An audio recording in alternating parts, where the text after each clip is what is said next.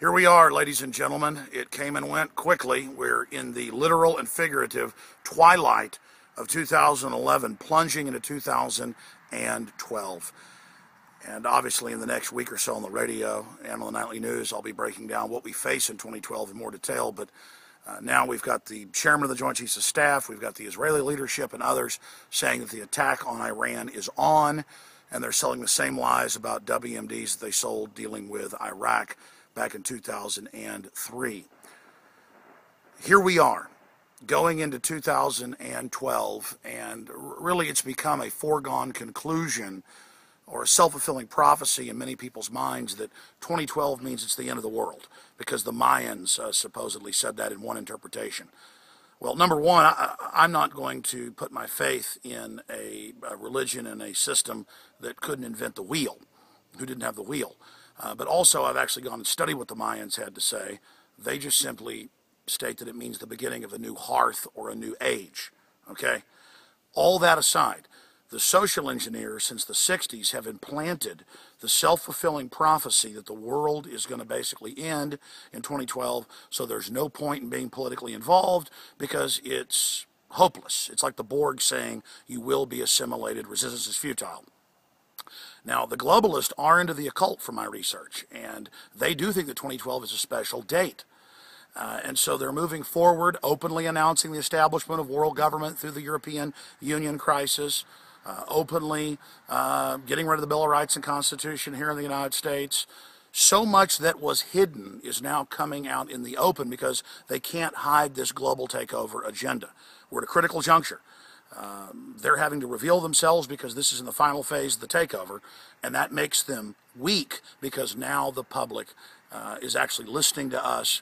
All of our years in the wilderness, Ron Paul, myself, and others, warning people is really starting to pay off. But we've got to maximize this information.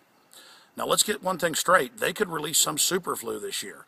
There could be some accident in a lab, or that's what we'd be told, and some deadly plague could be released. I'm not saying that's going to happen, but it's certainly being hyped.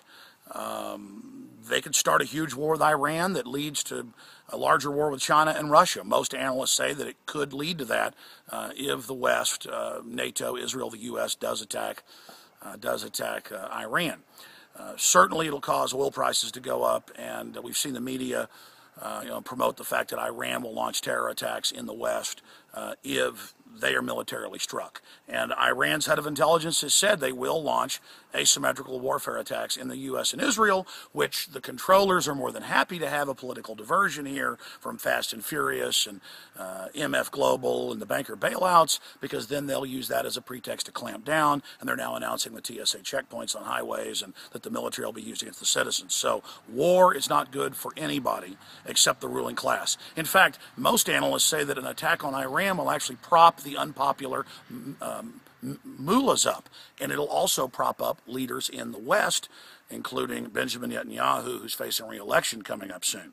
So let's pray that war is not started, and let's also work against it from happening. But no doubt the world is going into high gear.